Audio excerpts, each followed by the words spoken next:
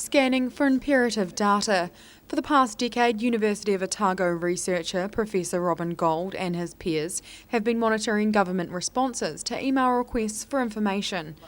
Their scores for the New Zealand government have dropped from a B to a C. The basic expectation is if you have an email address or a point of contact, you should be responsive. Otherwise, there's no point in having that point of contact. And that was really what was the driver behind this study. If you have a point of contact, there should be someone there. Or are you better off just picking up the old telephone as you would have done in the old days and expected a response of some sort? One of the only international measures of a country's e-government practices is a United Nations survey. In the most recent study, New Zealand placed 9th out of all member countries, while Australia was second. But Gold says the accuracy of those more positive rankings is questionable. They pay very little attention to the responsiveness side. What does it actually mean for a member of the public?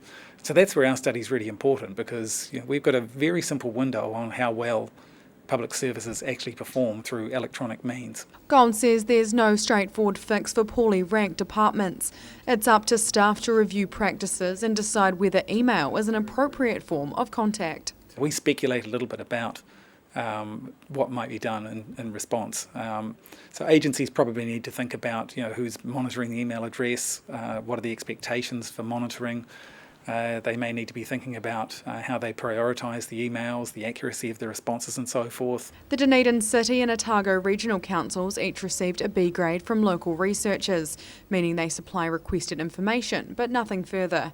Gold says that's encouraging, but there's room for improvement across the board, including in central government. Ruby McAndrew, 39, Dunedin News.